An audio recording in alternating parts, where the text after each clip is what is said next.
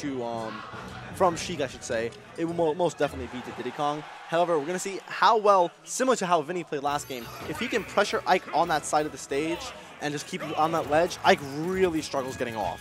So it's going to be a matter of if he can continually pressure right where he's at. And just like the previous set, we will be seeing Town and City. Oh no. And that is 0 to death? Oh, not like this.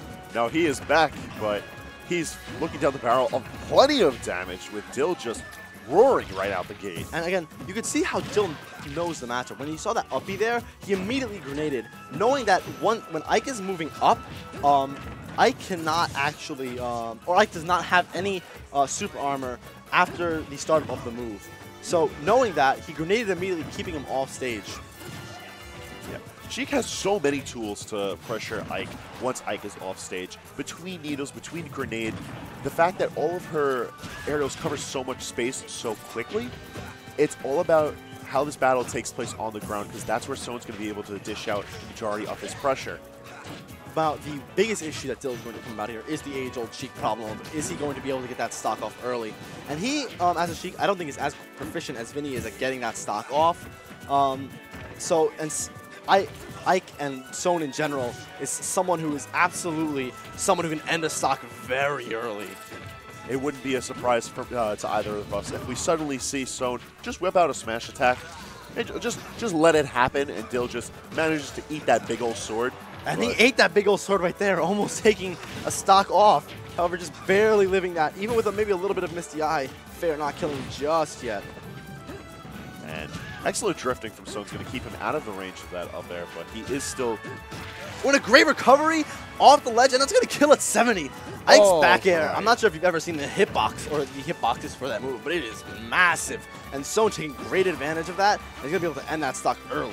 Very big, very dangerous move, but with notable lag, he was just able to place it just right. And now we have 181% on Soan. And it was a good vanish there off the stage. Again, he knew that he wasn't going to be able to recover from where he was at, and the vanish is going to be able to take it for Dill, evening this up in percents. However, good start from Soan, pressuring that landing immediately. You know, for all of that lead that Dill managed to compose within the first 2 minutes of the match, all of it is for naught as we sit here and relatively even percentages. I say this because you know that Dill's going to be racking up that percentage to even things up. By the time I finish my sentence. As he said that, a quick 43% coming out from Dill, going to be able to take it. And again, this is where Soan really does struggle, is when he has to land, when he has to come off that ledge, she does a whole lot just to keep him in a really bad situation. And right now, he's just going to be fishing with his infamous forward air, just trying to get something. Oh, and the two frame, incredible by Soan to take that stock really early and end up taking that first game in a potentially poor matchup for Soan. With Soan having just outright smited the Sheik, do you think we'll be seeing the character swap? Because that was looking like a decent match. Things were going back and forth fairly well. We saw a lot of the advantages that Sheik brings to the table with all of that ranged pressure. But at the same time, it was all for naught.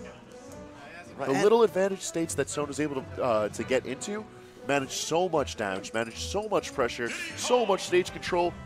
Diddy Kong it is. Diddy Kong it is. I think that's it is a good idea in a lot of ways, because I think where Dill was struggling, especially in that first stock, was he wasn't able to get that stock off when he really needed it desperately, and when he was at that 170%, Soan hitting him with a max range back air to take that stock early.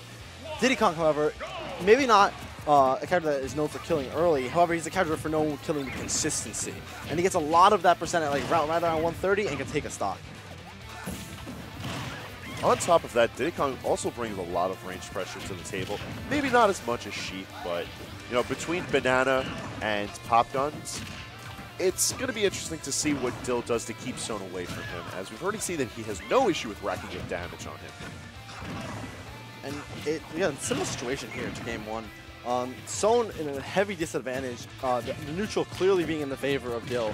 But as you saw in the last stock, that does absolutely not mean the end of Soan under any circumstances.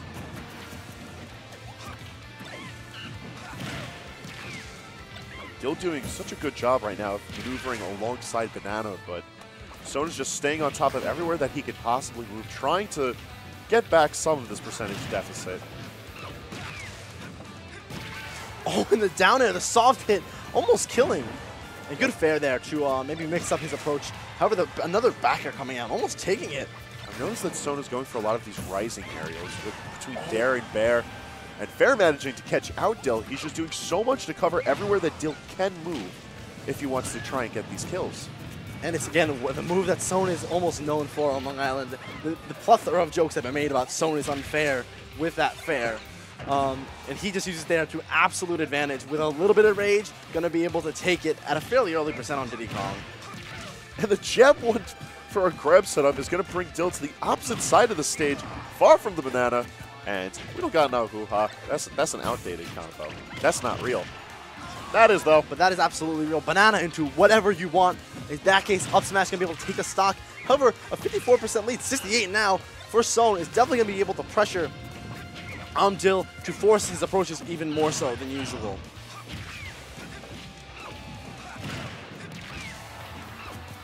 And so much aerial pressure. We do have the charge, and just barely missing the 2-frame that time around. A little bit harder to hit Diddy Kong, and definitely a little bit harder to hit on FD over TNC. Yeah, Diddy Kong's small. He's a chimpanzee. Indeed. I mean, it's going to be, again, this puts Dill in a really poor situation. When we see Ike in a situation like this is too big a deal, because we know that he benefits so much from all this range. However, Dill, one thing he does benefit from range in some ways. Ike definitely can end his stock at any moment here with that landing back here. I think he's just trying to go for it just there. Peanut in hand, but he just manages to just throw it off. And now, once again, up air is not going to be able to kill it. It just sends and the back air landing, and that'll take it. The stage.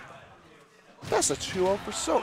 Yeah, I'd like to point out that this is his second time coming here to Xeno, and he's in winner semis right now, sitting waiting for it to kill Sage. So last time, on the last episode of Xeno, his first appearance, Soan managed to 2-0 Utopian Ray. A very impressive win under his belt. He comes here, his second appearance, and in his own house manages to 2-0 Dill. Again, it's an incredible performance. It's very rude of him, I might say. From his own. He beat Ray today, too. Again? Did he? Again? Yeah. Okay, so we need to start seeding Soan higher is what we're saying.